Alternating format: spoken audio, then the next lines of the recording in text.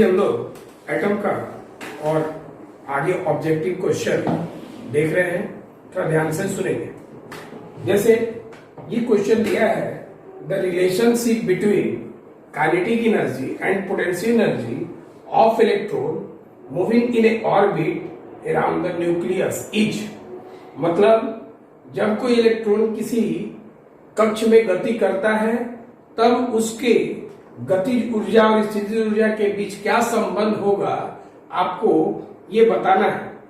तो एक चीज इसमें काइनेटिक एनर्जी को के से और पोटेंशियल एनर्जी माने स्थितिज ऊर्जा को यू से सूचित करना है, रिप्रेजेंट करना है। तो सबसे पहले आप हाइड्रोजन से हम लोग इसको सिद्ध करते हैं, प्रूफ करते हैं। फ्रॉम हाइड्रोजन मतलब हाइड्रोजन से आपने काइनेटिक एनर्जी हाइड्रोजन में प्रूफ किया था E² बटा में 8 pi epsilon not R। Kinetic energy को आपको के लिखना है।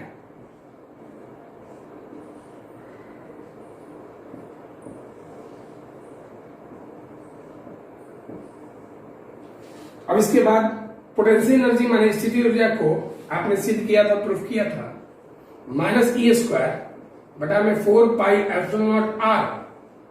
इसको आपको क्वेश्चन के अकॉर्डिंग यू रिप्रेजेंट करना है।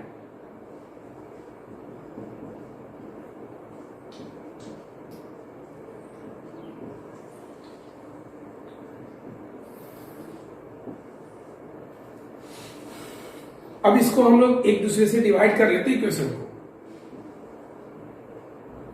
इसमें आपको दिखाई देता है कि u का रिलेशन बनाना है, तो ऐसा करेंगे 2 को ऊपर रख लेते हैं और 1 को नीचे। u बटा में k बराबर -E² बटा में 4 पाई एप्सिलॉन नॉट R बटा में E² divide by 8 pi epsilon not R। ये स्क्वायर कैंसिल हो गया, pi epsilon not R cancel हो गया, 4 से ये 8 दो बार में। u बाई के इक्वल टू माइनस, ये नीचे का 2 ऊपर चला जाएगा, तो u इक्वल टू -2k। ये हुआ रिलेशन -2k, ये ऑप्शन बी। ध्यान से सुनेंगे। काइनेटिक एनर्जी आपने हाइड्रोजन में ये प्रूफ किया था, ये वैल्यू आया, इसको के लिखना है। पोटेंशियल एनर्जी आपने हाइड्रोजन का ये प्रूफ किया था, इसके जगह पे यू लिखना है। दोनों को डिवाइड कर दिए, यू बराबर -2k आ गया। ये दूसरा ऑप्शन। आगे देखते हैं। इस क्वेश्चन में लिखा है कि generally in an atom the ratio of radius of orbit of electron to the radius of nucleus is, मतलब सामान्यतः एक परमाणु में इलेक्ट्रॉन के कक्ष की त्रिज्या और नाभिक के त्रिज्या का अनुपात क्या होता है, इसके बारे में आपको बताना है। ध्यान दीजिएगा।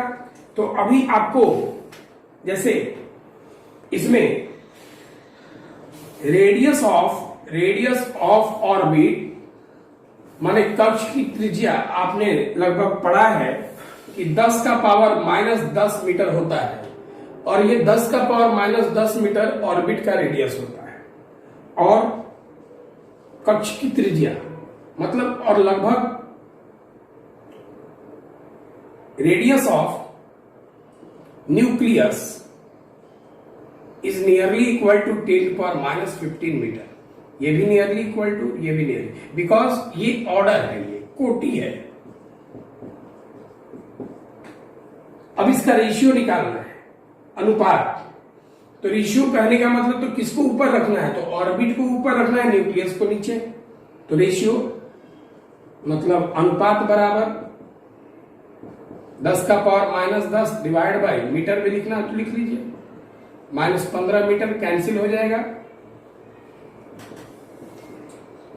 -10, ये -15 ऊपर जाके +15 हो जाएगा, बराबर 10⁵ +5 आएगा।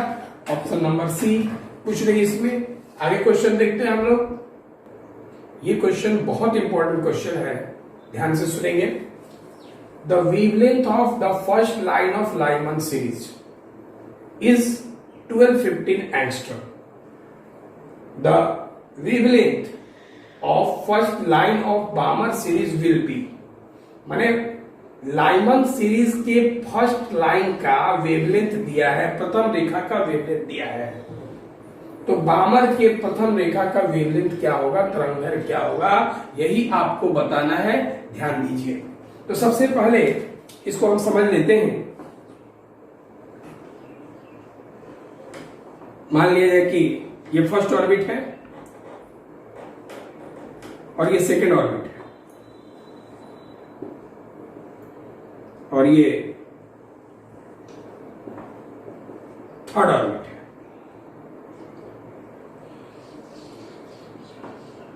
जैसे जैसे ऊपर जाते हैं डिस्टेंस कम होने लगता है, ये हमने शुरू में ही बताया था।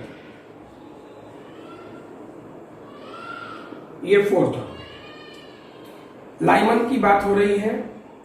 तो लाइमन में फर्स्ट ऑर्बिट में इलेक्ट्रॉन आता है, तो पहले ऑर्बिट में जो इलेक्ट्रॉन आना होगा वो कहां से आएगा, सेकेंड में। सेकेंड से आएगा फर्स्ट में, थर्ड से आएगा फर्स्ट में, फोर्थ से आएगा फर्स्ट में। ये लाइमन की बात हो रही है। उसी तरह बामर में सेकेंड ऑर्बिट में आता है, सेकेंड ऑर्बिट में आएगा तो थर्ड से आएगा, फोर्थ से आएगा, फिफ्थ से आएगा। उसी तरह से ये बामर में हुआ n=2, ये बामर की बात हो रही। तो अब यहां पे जो क्वेश्चन हो रहा है वो फर्स्ट लाइन की बात हो रहा है। लाइमन का भी फर्स्ट लाइन, तो लाइमन का फर्स्ट लाइन ये हुआ, बामर का फर्स्ट लाइन ये हुआ। तो फर्स्ट लाइन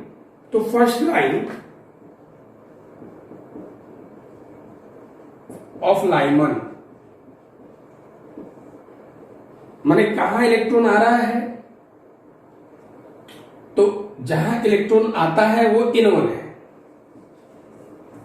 तो n1 का वैल्यू इसमें 1 है।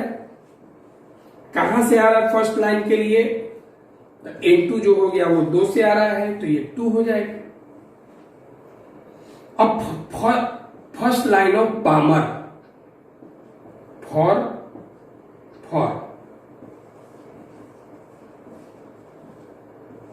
बामर के प्रथम रेखा के लिए, तो n1 इसमें है 2,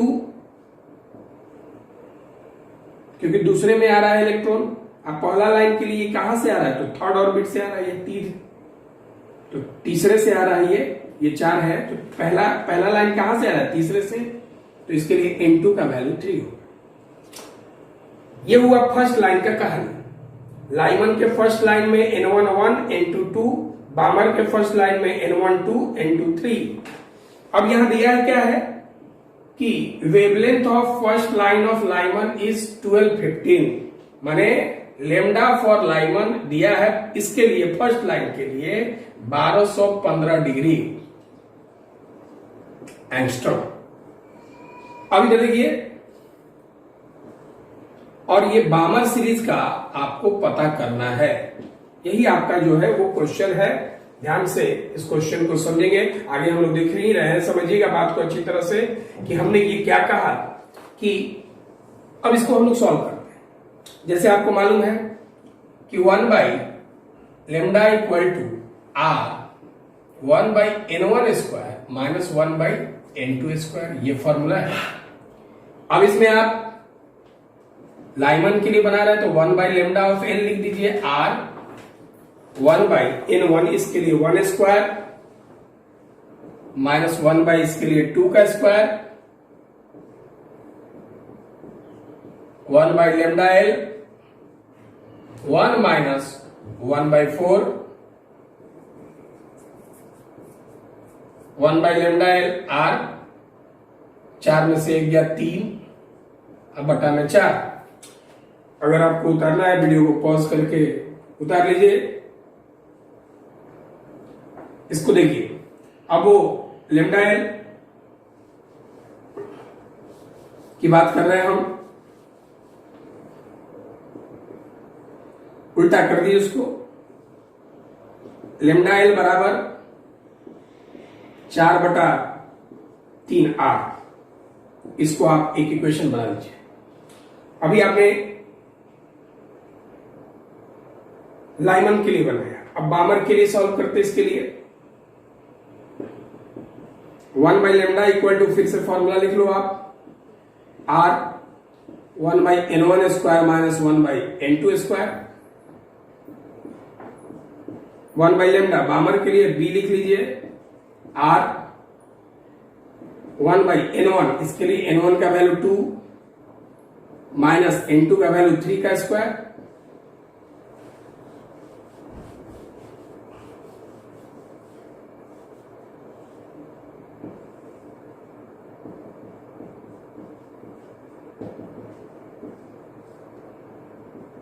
one by 4 minus 1 by 9,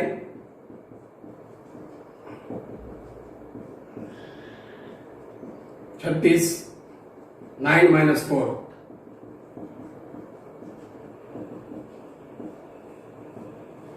5 by 36,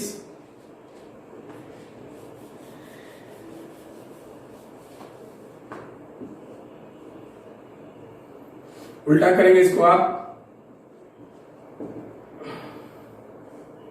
36 बटा में 5, 5r, 5r, इसको आप इक्वेशन 2 मान लीजिए। आपको निकालना है किसका है, तो बामर का, तो बामर वाले इक्वेशन को ऊपर और लाइमन वाले को नीचे। Equation 2 divide by equation 1, lambda Balmer बटा में lambda Lyman, 36 by 5r divide by 4 by 3r, r से r ये कैंसिल हो जाएगा,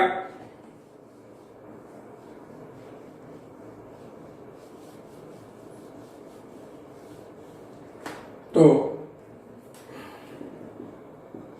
lambda Balmer by lambda Lyman is equal to 36 by 5 into उल्टा हो जाएगा 3 बाई 4,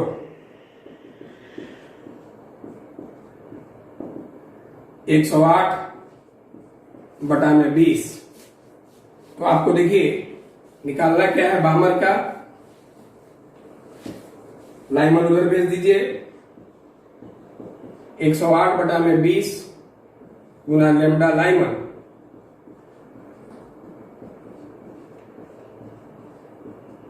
लेमडा लाइमन का मान दिया है 1215 angstrom.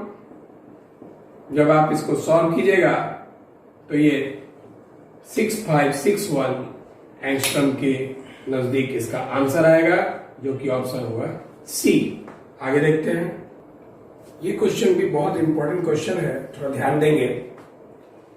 The first line of Lyman series in A hydrogen has a wavelength इतना, मतलब हाइड्रोजन में फर्स्ट लाइन का लाइमन सीरीज के लिए इतना दिया है वेवलेंथ, तो उसी तरह उसी मतलब कि फर्स्ट लाइन के लिए ही पूछ रहा है। करस्पॉन्डिंग लाइन मतलब कि संगत रेखा, उसी की तरह का अगर हाइड्रोजन में जैसा आपने देखा उसी की तरह जिस एटम का एटॉमिक नंबर 11 हो, तो उसी तरह के रेखा का करस्पॉन्डिंग लाइन का वेवलेंथ क्या होगा आपको बताना है। क्वेश्चन थोड़ा सा ध्यान देंगे। ये क्वेश्चन कह रहा है कि हाइड्रोजन जैसा एक कोई और एटम है जिसका एटॉमिक नंबर 11 है, और वो एटॉमिक नंबर 11 के लिए आपको यही जो first line of Lyman series है जो हाइड्रोजन जैसा है, उसका first line of Lyman series का भी आपको वेवलेंथ बताना है जिसका एटॉमिक नंबर 11 है। थोड़ा सा ध्यान देंगे आप। जैसे फर्स्ट लाइन ऑफ लाइमन मतलब लाइमन के प्रथम रेखा के लिए N1 का वैल्यू 1 और N2 2, अभी कुछ देर पहले बताए थे हम, लेकिन अभी तक थोड़ा ध्यान दीजिएगा। न्यूबार का फॉर्मूला RZ², एटॉमिक नंबर पे फॉर्मूला जो है, जो एटॉमिक नंबर का फॉर्मूला है उसकी बात कर रहे हैं। RZ² 1/N1² माइनस 1/N2², ये एटॉमिक नंबर पे है। इसमें हाइड्रोजन के लिए आप 1 लिखेंगे जेड के जगह पे, और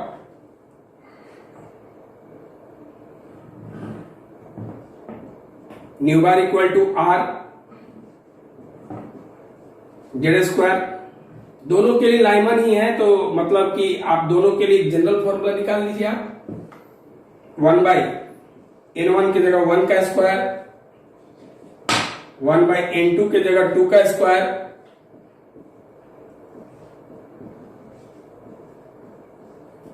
1 - 1/4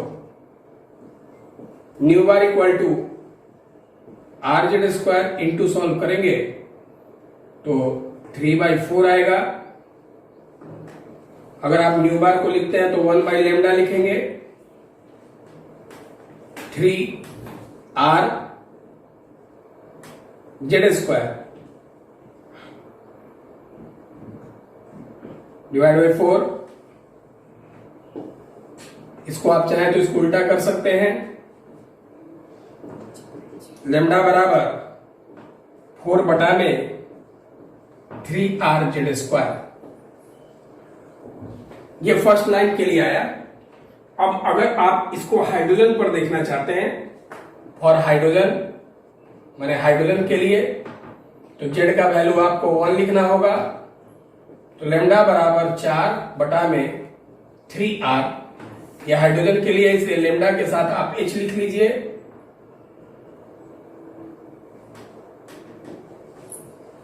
जेड की जगह 1 का स्क्वायर करेंगे तो 1, वही इक्वेशन रह जाएगा। इसको आप एक इक्वेशन 1 मान लीजिए। वीडियो को पॉज करके उतार लें आप। अब इसके लिए, अब आपको देखिए, अब आपको 11 के लिए बनाना है। तो देखिए तो ध्यान से, for Z equal to 11,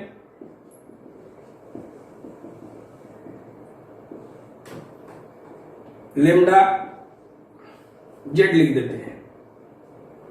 4/3 R Z का स्क्वायर, जेड का स्क्वायर है, तो जेड की जगह पे आप लिखेंगे 11 का square. Lambda of Z 4/3 R into 11 का स्क्वायर करेंगे तो 121 आएगा। 2 मान लीजिए आप। अब आपको निकालना है जेड वाला, तो जेड वाले इक्वेशन को ऊपर और उसके इक्वेशन को नीचे डिवाइड करेंगे आप।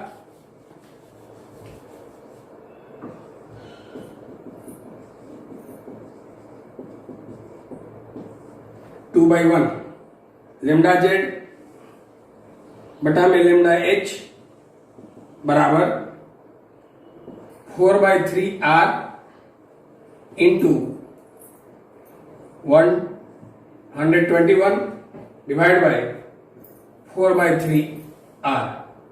4 कैंसिल, 3r कैंसिल, तो लेमडा जेड निकालना है बराबर 1/121 इंटू भेज दी उधर लेमडा एच,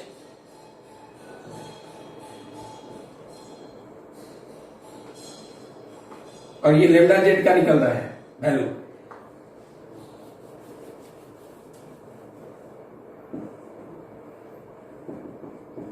ये लेमडा जेड बराबर 121 इंटू लेमडा हाइड्रोजन दिया है, हाइड्रोजन वाला कितना दिया है 1210, हटा दीजिए 10 बार में कट जाएगा। लेमडा जेड बराबर 10 एंगस्ट्रम है, तो एंगस्ट्रम। अब ये देख लेंगे कि ये 10 एंगस्ट्रम कहां दिया है, तो इसका डी है आंसर। आगे देखते हैं। अभी ये क्वेश्चन पीछे के क्वेश्चन से भी अधिक इंपॉर्टेंट क्वेश्चन है, ध्यान से सुनेंगे बात को अच्छी तरह से। जैसे इसमें लिखा क्या है कि न्यूवन इज फ्रीक्वेंसी लिमिट, माने आवृत्ति सीमा। ये जहां फ्रीक्वेंसी लिमिट की बात होती है वो अंतिम लाइन होता है। फ्रीक्वेंसी लिमिट ऑफ लाइमन, माने लाइमन का ये लास्ट लाइन का है। Nu two is frequency of first line of Lyman, ये लाइमन के फर्स्ट लाइन का है। ये लाइमन का ही लास्ट लाइन है और ये लाइमन का ही फर्स्ट लाइन है। एंड न्यू3 is the frequency of series limit of Balmer. Balmer का न्यू3 जो है लास्ट लाइन है। अब इसमें ये रिलेशन क्या होगा आपको बताना है। जैसे आपको ये मालूम है कि सी का वैल्यू होता है न्यू लेमडा, यहां से आप लेमडा निकाल लें, सी बाई न्यू,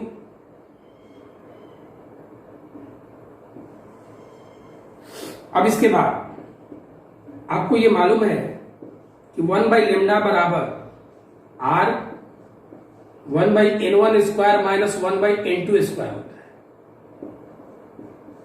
लेमडा की जगह सी बटा न्यू लिखिए,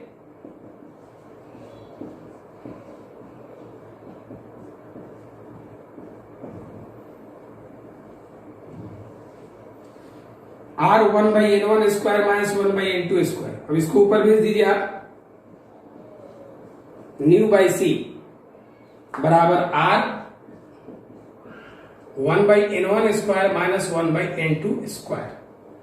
न्यू पर क्वेश्चन बनाना है इसलिए सी को उधर भेज दीजिए, न्यू बराबर R C 1 by n1 square minus 1 by n2 square.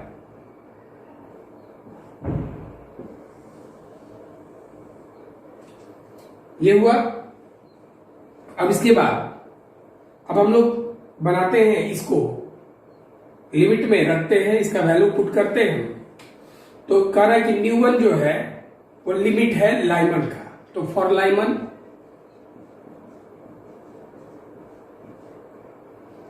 में आपको मालूम है कि n1 का वैल्यू आप 1 रखेंगे,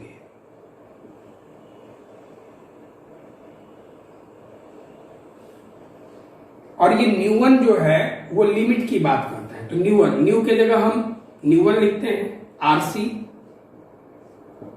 1 बाई n1 1 का स्क्वायर माइनस न्यू वन किसका है, तो फ्रीक्वेंसी लिमिट है, लास्ट लाइन है, तो लास्ट लाइन क्या होगा, इंफिनिटी का स्क्वायर। ध्यान देंगे,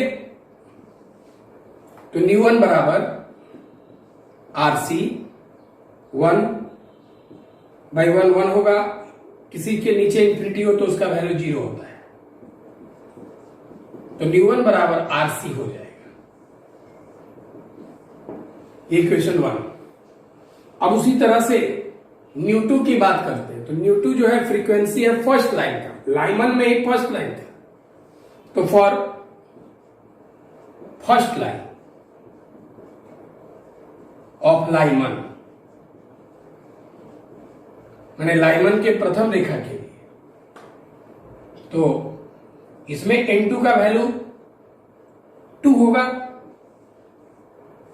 लाइमन में n1 1 होगा, अब फर्स्ट लाइन 2 होता है, 2 से आता है, n2 की जगह 2, तो इसके लिए आप न्यू 2 लिखेंगे इस फॉर्मूला में, न्यू 2 बराबर R C 1 by n1 square, तो n1 मतलब 1 का स्क्वायर माइनस n2, तो इसके जगह 2 का स्क्वायर। ये हो गया। वीडियो को पॉज करके उतार लेंगे, ध्यान दीजिए, आगे हम लोग उसको पढ़ते हैं।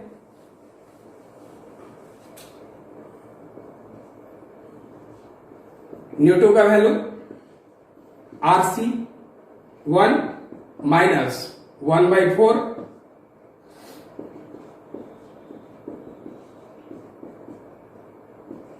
3 बाई 4, न्यू टू हो गया 3 आर सी बटा में 4, ये इक्वेशन 2 हो गया। अब देखिए,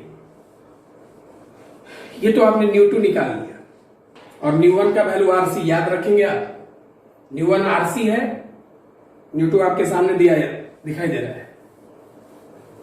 अब फॉर बामर सीरीज, बामर श्रेणी के लिए, बामर में n1 का वैल्यू 2 होता है। अब यहां पे जो बात हो रही है, new 3 is the frequency limit, मतलब ये भी लास्ट लाइन, तो इसमें n2 जो होगा इंफिनिटी होगा। अभी आप न्यू की जगह याद होगा न्यू 3 लिखेंगे, आर सी था 1 बटा में n1 square minus 2 square minus infinity का स्क्वायर, न्यू 3 बराबर RC 1/4 -0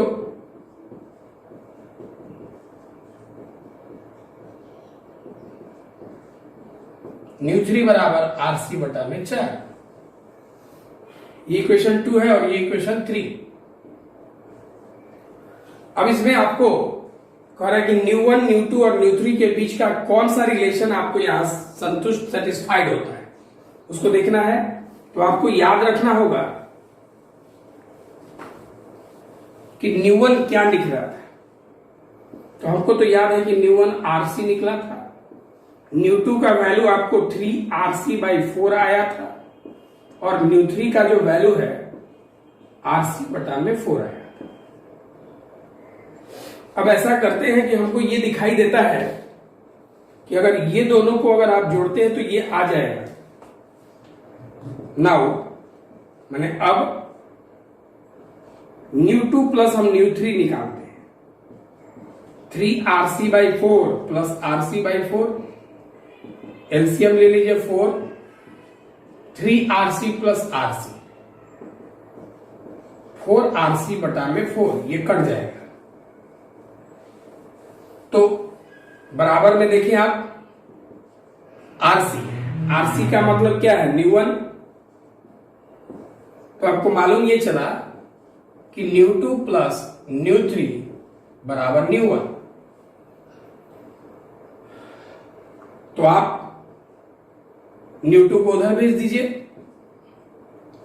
ν1 माइनस ν2 बराबर ν3।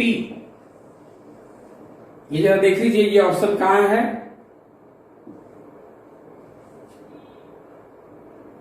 ए ऑप्शन है।